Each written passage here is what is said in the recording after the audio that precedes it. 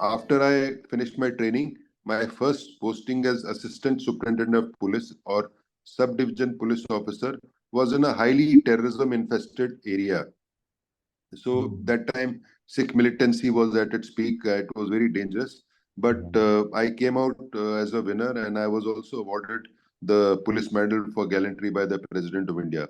So the training, what I received, and this basically baptism through fire, Yeah. gave me a lot of courage, valor, and this attribute of being fearless. That has really helped me, and that after that, I never looked back, and things have been smooth after that.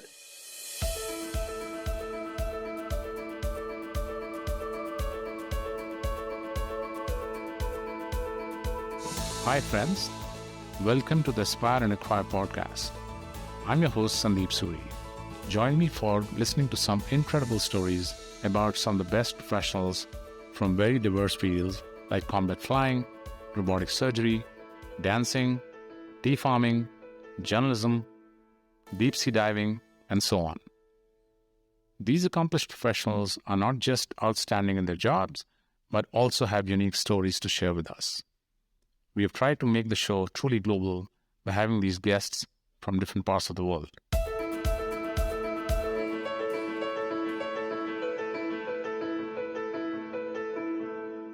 And we are thrilled to launch season 2 of Aspire and Acquire.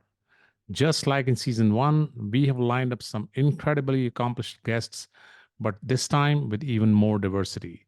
I'm sure you will find the season just as engaging, if not more. Our guests come from a wide array of fields, including top notch author, renowned painter, curator, stand up comedian, law enforcement leader, and so much more. So, without further ado, let's dive into our new season.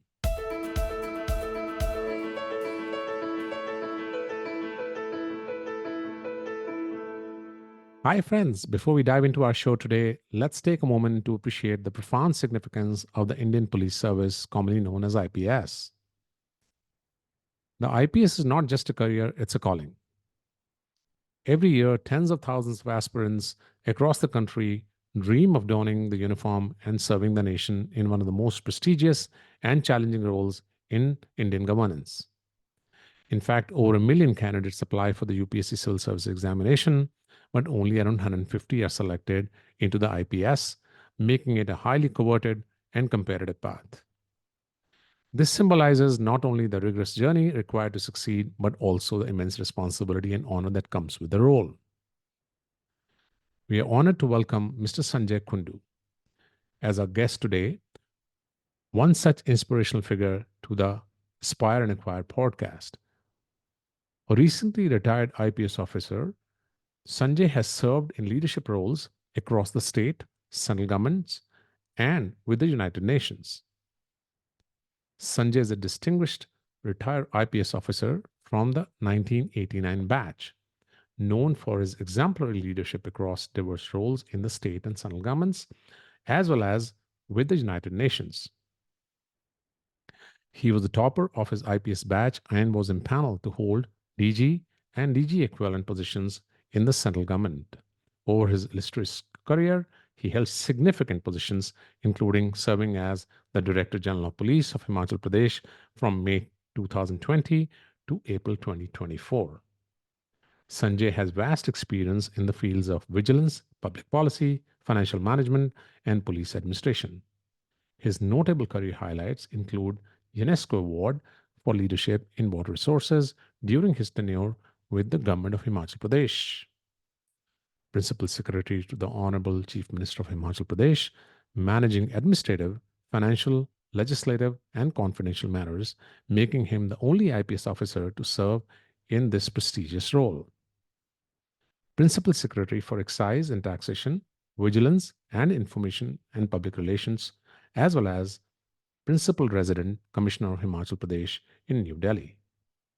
In addition to his state level contributions, Sanjay held critical appointments with the Border Security Force, where he served as Sector Commander in Bikaner, North Tripura, and Srinagar between 2004 and 2012.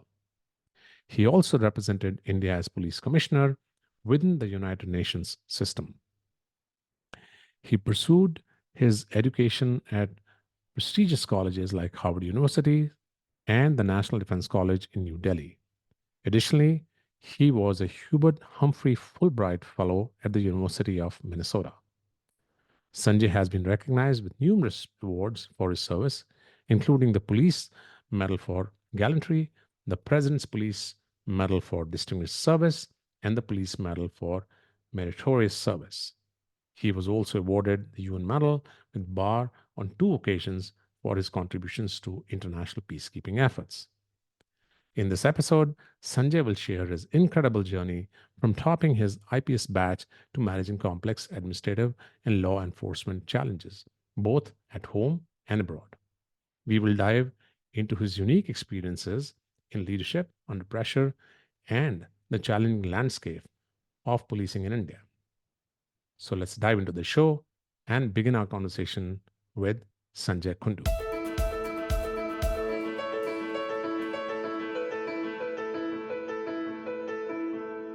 Thank you, Mr. Kundu, for joining us today on the Aspire and Acquire show.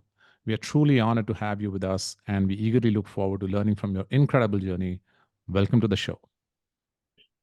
Thank you, Mr. Sandeep Suri. The pleasure is mine. I am really pleased to be with you. Thank you. So, your journey into the IPS must have been quite intense. What was the real spark in your life that drove you to take on such a challenging and impactful career? So when I was young, I remember I was a kid, and there was one match, cricket match, uh, in the place where I used to live, and the Mhm. deputy commissioner and superintendent of police of that district were playing, and I found them to be very smart. I Okay, realized that one day I should join something like this and be part of what they are. So, but coming to why I joined IPS is that there's no better calling or higher calling than serving the people of the country and sure. being the part of the governance system. So the best way to join that is civil services. And I think IPS is even better because besides the power and prestige, you are connected to the common man.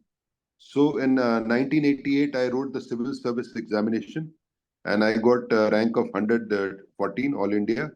Mhm. And it's a quite a tough test. And then I joined the Indian Police Service. So Yeah, and the not to forget, first actually, I was reading your biodata and realized that you were the topper in your batch as well. So, obviously, you have a lot of things to kind of talk about, and we have a lot of things to learn from you in this episode. So, thank you. Yeah, so if I continue, we have 4 months of training at National Academy of Administration in Missouri, and I did pretty well there. Then for our professional training, we went to National Police Academy, Hyderabad. Mhm. The course there is pretty tough. It is mentally robust, it is physically robust. Then it also develops your personality. I did well. I won the Prime Minister's baton and revolver for the overall best IPS officer, and also the Sword of Honor for best outdoor IPS Wow. officer. So these two courses prepared me for tough life and policing, and also gave me the skill sets and attitudes to navigate the rough and tumble of public life. Yeah. And after I finished my training, my first posting as Assistant Superintendent of Police or Subdivision Police Officer was in a highly terrorism infested area. So Mm. that time, Sikh militancy was at its peak. It was very dangerous. But Yeah. I came out as a winner, and I was also awarded the Police Medal for Gallantry by the President of India. So the training, what I received, and this basically baptism through fire, Yeah. gave me a lot of courage, valor, and this attribute of being fearless.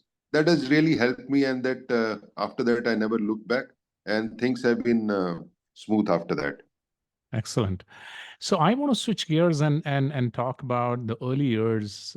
Sometimes can be testing. Were there any specific hurdles you faced that really shaped your approach to policing?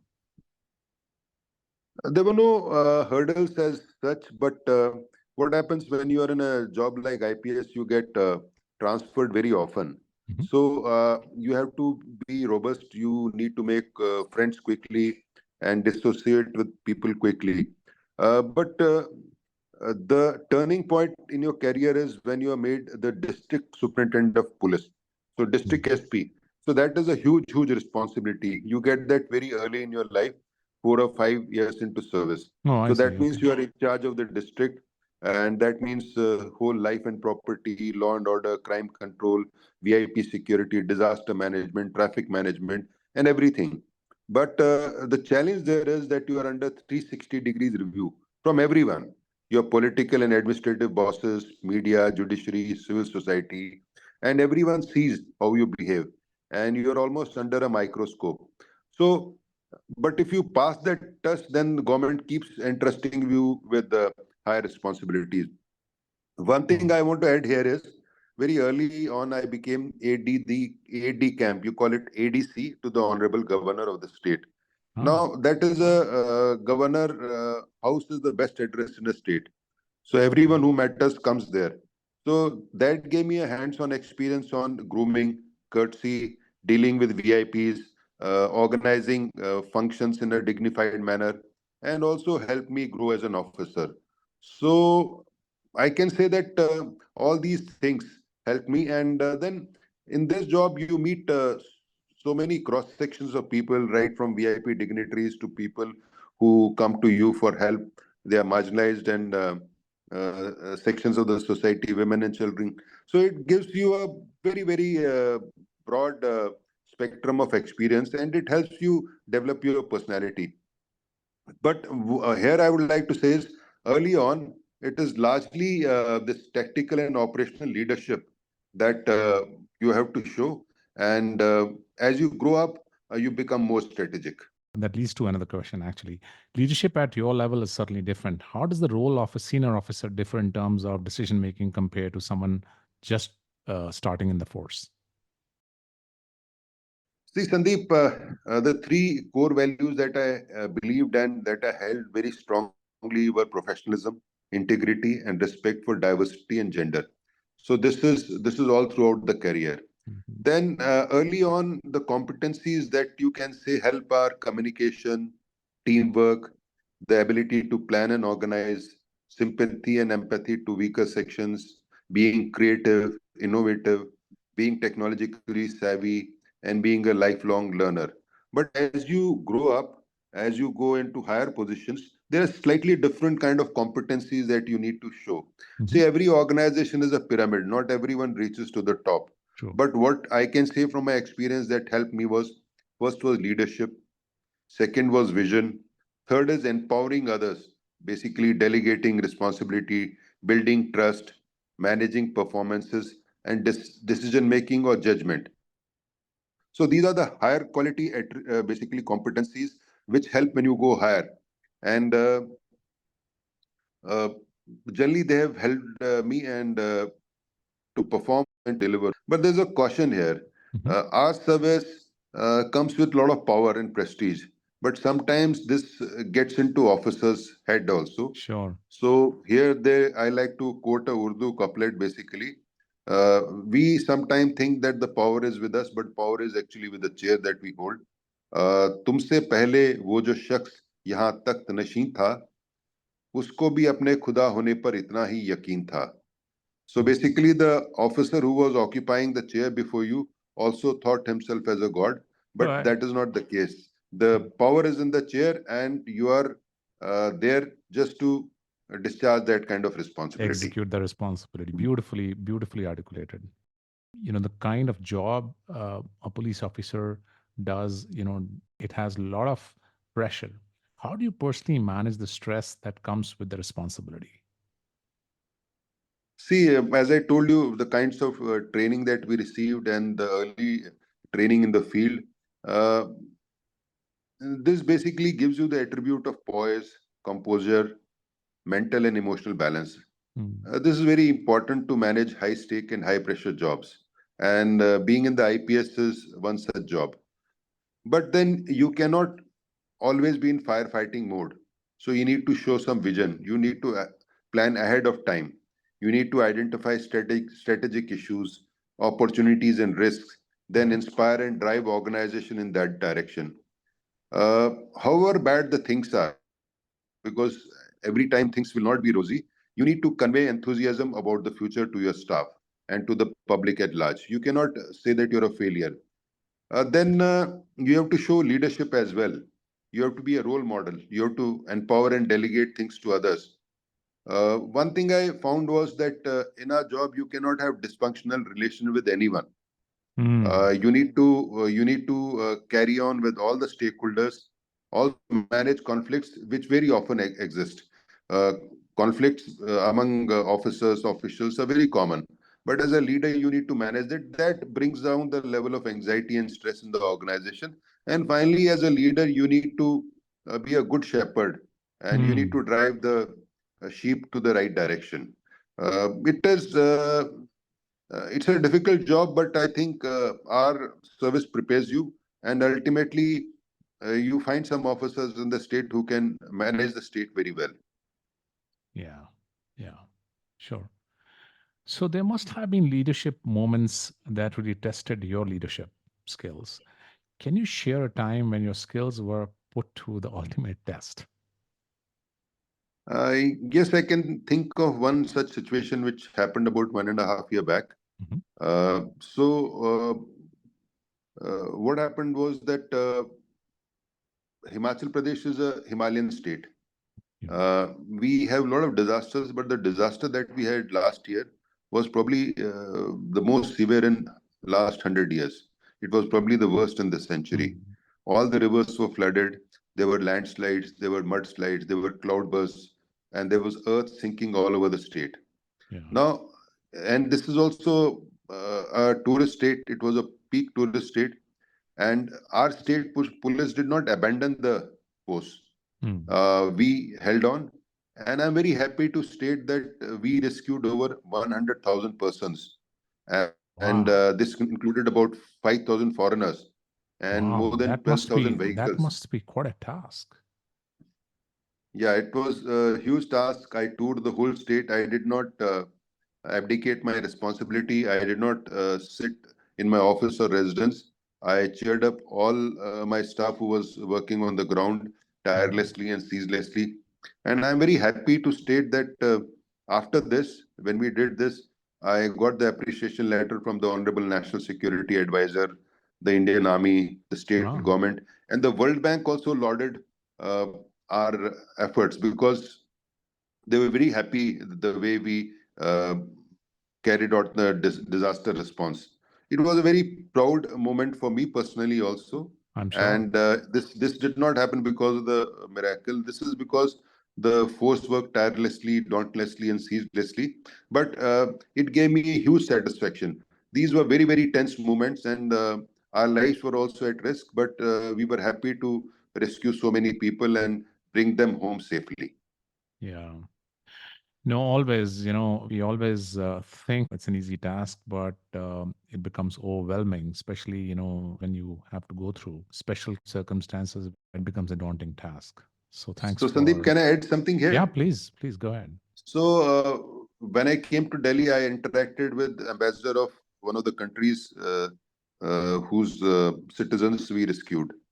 Uh-huh. So we were talking, and they said, "What does development mean? Development means higher GDP, higher per capita income. Mhm. Development also means a developed country means should I be in trouble? Should anyone be in trouble? Will the authorities reach me? Will the Yeah. authorities rescue me? So that he said that is what you have demonstrated. Uh, I live my life. I do my own studies. I do my own job. But only thing is, should I get into trouble because of say climate change, because of disaster? Will the authorities anywhere in the world rescue me? Will Mhm. they reach me? And I'm very happy there were some countries like Ecuador, Brazil, Argentina. They had they had a lot of trekkers in different hills of Himachal Pradesh, and we were able to rescue every single of them. Wow, commendable. Uh, yeah, it's not easy, and yeah, GDP growth, economy growing, all those are good statistics. But also, when the rubber hits the road in a situation like this, the force uh, helps people to really clear off things, and that's really commendable. Okay, balancing strict enforcement with discretion is tricky. How do you navigate these gray areas where the law and ethics don't always align perfectly.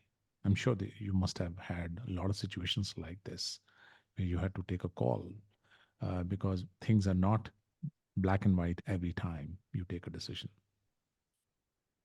Sandeep, I believe that the kind of oversight that we have, that is political, judicial, or for that matter, media or Mhm. civil society, we need to do our due diligence and follow the law in letter and spirit.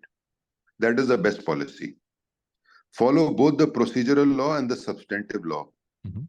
and act wherever there is a probable cause. Don't stand on ceremony. You need to do something. However, should you have discretion, any discretion, you should use it to support weak and the marginalized. It should not be used for powerful and the mighty, but it should be used to support weak and marginalized. Mm. Now, as a thumb rule, this was my thumb rule. This was my principle. I used to take crime against women and children most seriously. Uh-huh. Even if there is a minor news, we take it to the logical end because I knew that something serious would follow. My Yeah. second highest priority was handling drug cases because Oh. as there's so much of violence associated with such crimes and this affects the future generation. So, and third thing is, I always encouraged my police force to be extremely proactive in policing, not to be reactive, not standing in ceremony, not waiting for things to happen, go wrong, but be proactive. If Mm. you do this, I think you have used the discretion, you have used the ethics, you have used the law to the best intent. Yeah. Yeah. Okay. We all live in a very different kind of world nowadays. Social media has changed the landscape for policing. How do you see its role in law enforcement, especially with the rise of misinformation, fake news, which is kind of all over the place? Sandeep, I would like to speak from my experience. I find that social media has helped us to reach out to the public and has helped us to enforce law better, Mm.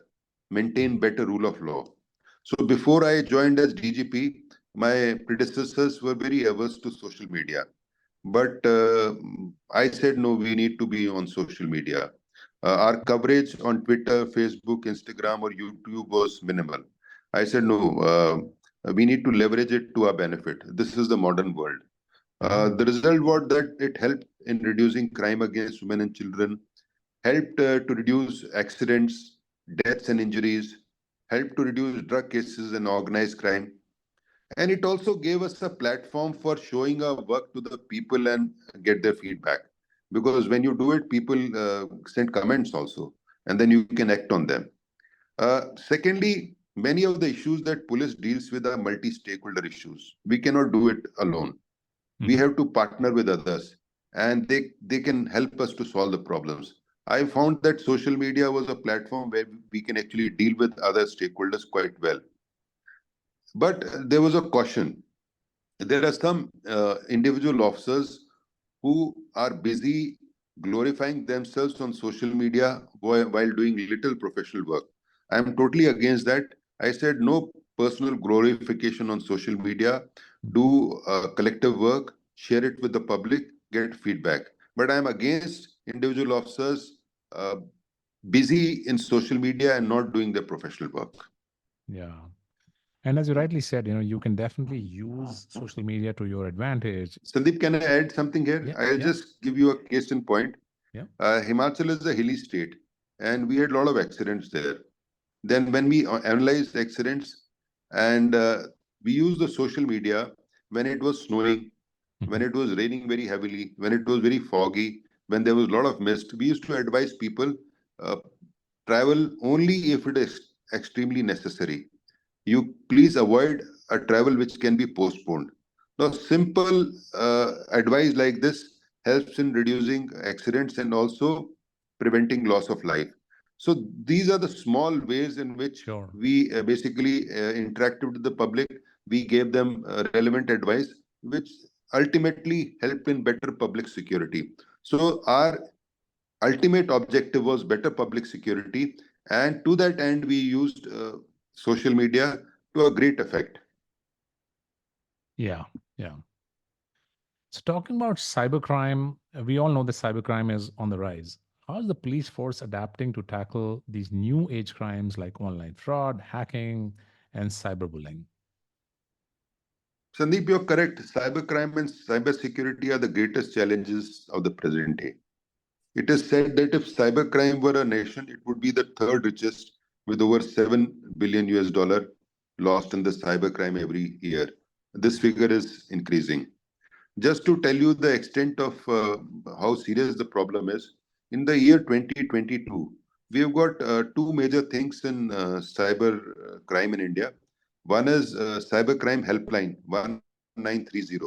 In the year 2022, about 50 lakh or 5 million calls were received. This Wow. number is increasing more than 100% every year. So 5 million calls were received for cyber hype crime helpline, and about 1.1 million cases were reported on the I4C portal, that is the Government of India Indian Cybercrime Coordination Center portal. Mhm. And this is increasing by more than 100% every year. So the problem is huge, be it cyber crimes like online harassment, financial fraud, social media fraud, e-commerce fraud, email related fraud. It is growing. But at the same time, we are also building a capacity. So Government of India has set up this 1930 and I4C. These are the apex kind of things. Cyber forensic labs are coming all over the country, both with the central government and the state governments. But cybercrime investigation is a rough road because Yeah. digital forensics is a challenge because of the anonymity of the perpetrators, volatile nature of digital evidence, high vulnerability of data contamination, and borderless cyberspace. So earlier, the police force was not here to deal with cyber crime. So every state police force in the country and also Government of India are building the cyber capacity and training technical cadre in the police. Many states have set up their cybercrime coordination centers on the line of I4C of the Government of India.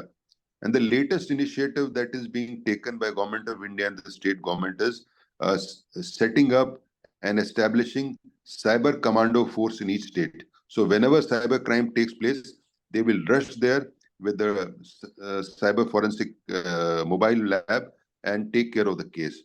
Uh, this problem is very serious, but I am very happy that in the recent times, a lot of initiatives have taken place.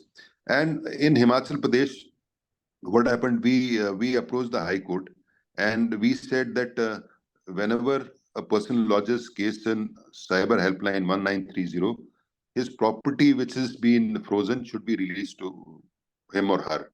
The Mhm. High Court passed an order, so people don't have to go through the rigors and the harassment now, and people are getting back whatever is being lost in cyber crimes very fast. Slowly, initiatives are being taken place, but it's a challenge and it will remain a challenge as our cyber penetration basically deepens in the country. Yeah. Yeah. So the podcast is not complete until I talk about your work with the United Nations. So you worked with the United Nations, and that must have offered a unique perspective compared to your roles in India. What was the experience like, and how did it shape your approach to policing and leadership? Sandeep, I was United Nations Police Commissioner in South Sudan, which had just achieved its independence after a long dawn battle with North Sudan. And it Mhm. was quite an experience. This country was suffering from conflict and post conflict trauma. And it was really bad. The country did not have anything. And it was our mandate to establish a modern police force and other rule of law institutions like prisons, traffic, prosecution. It was very challenging task, but we were quite successful. Mhm. Not only we had to establish, we had to write the laws, rules, train them.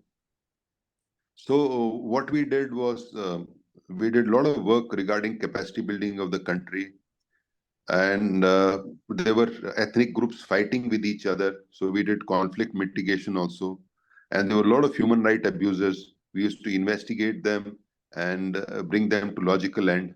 And in the meantime, what happened was there was a lot of civilian which was vulnerable civilians, and we used to protect civilians also. What we also did was, because this was a poor country, a lot of humanitarian support was pouring in from international organizations. We used to ensure delivery of that humanitarian support. I had very huge satisfaction leading police officers of over 50 countries. Wow. Managing diversity is was such a great pleasure. But my greatest learning was working as part of the mission leadership team. We called it MLT, and working with different agencies, funds, and programs of the United Nations and the World Bank. So you go to a conflict and post-conflict countries, and you take it to the right route and make it a successful country. It was a huge challenge. I learned a lot from a lot of experts from the United Nations, World Bank, other police officers. It was a hugely satisfying part of my career. If I say it was high point in my career, that would be correct. I'm And sure. so much of learning from there. Yeah. So, any best practice, Sanjay, that you can share with our audience here in terms of what you implemented after your United Nations stint in India, in our own country here? Anything? Yes, I would certainly like to say here the mission had a leadership team. So the mission head or the UN head in the country is called uh, SRSG, Special Representative of the Secretary General. Every Mhm. Monday morning from 8 to 9, she used to chair the meeting. She was earlier the foreign minister of Norway, and the whole mission leadership team was there. And in 1 hour, they used to start from one end to the other end, and we learned what is happening all through the mission, all throughout the country, how they are trying to take this mission forward to meet the mandate of the United Nations and also meet the expectations of the country. Uh, these were, for instance, I was a police, then there was United Nations Army, then there was support, there was human rights, political affairs. So this used to be done every Monday at 8 a.m. and used to conclude by 9 a.m. 9 a.m. And then we used to decide whatever is to be done during that week. Other thing is that we also got a lot of inputs from others agency. For instance, UNICEF is there, UNESCO is there, and World Food Organization is there, World Food Mission is there. What are their challenges? So these cross-cutting kind of issues we got to know Mm. very well, and then we coordinated with each other. Another thing that I learned from there is how to manage your calendar. Yeah. So no, Right. normally I find successful people are able to manage their time and calendar very well. So uh, every day we used to conclude our day's work. Every week we used to conclude our week's work.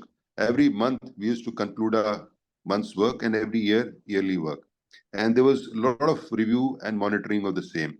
Mm. We did not end up in a situation that the next week we are basically carrying with the work of the previous week. So the calendar management, time management was excellent. Then, as I said, we were more than 50 country police officers, so many professionals from the United Nations. They were highly educated, Oxford, Cambridge, MIT kind of people. How do you interact with them? How do your goals coincide?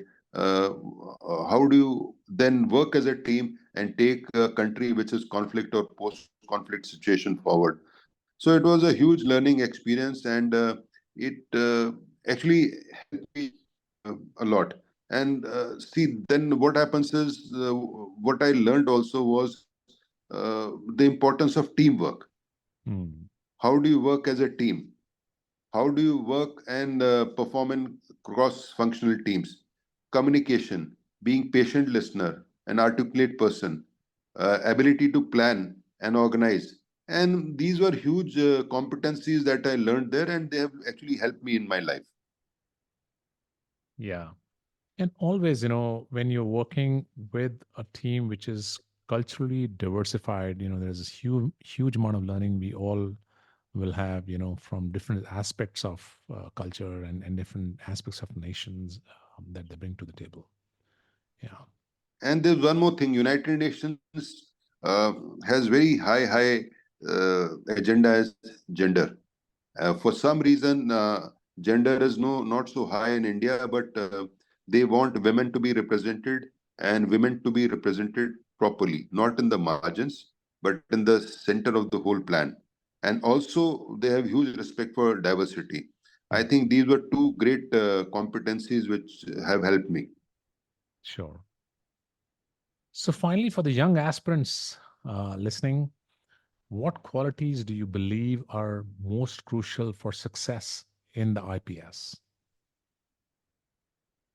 Uh, Sandeep, I would like to add that mental robustness, emotional robustness, physical fitness, professional excellence, and leading from the front are attributes that I think make a successful IPS officer.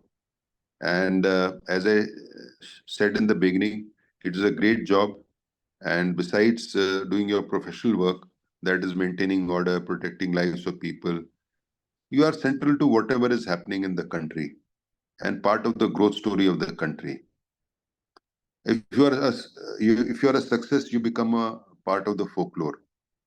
There are many ups and downs in the career, but on the day you hang your uniform, you will be mighty proud. It Yeah. is a great way to serve people, and but you need to be up to it. You need to be both academically fit, mentally fit, physical. Obviously, it is a very challenging job, mentally, physically, emotionally. It takes toll. But if you are kind of that material, I think this is a job for you, and the country needs you. I like to add here that when this Wealth of Nations were written, and Wealth of Nations 1776, it's basically how economics started in the world. There, one of the basic assumptions of economic growth is rule of law, and nothing can take place in the world without rule of law. And I'm very happy the three people, Americans who won the Nobel Prize this year in economics, have said that how do countries prosper? There are only two things: rule of law and institutions that serve the public. I Well said. think when you are in the IPS, you do both the things. You probably don't know, you're not able to know the numbers, but because of the work you do, the country moves forward. Yeah. Sanjay, it has been an absolute pleasure hearing your insights and learning from your incredible journey. Your contributions to the nation and your leadership are truly inspiring. Thank you for sharing your story with us on Aspire and Acquire. And to our listeners, thank you for tuning in. If you enjoyed this episode, don't forget to subscribe, and we will be back soon with more inspiring stories. Until next time, keep aspiring and acquiring. Take care.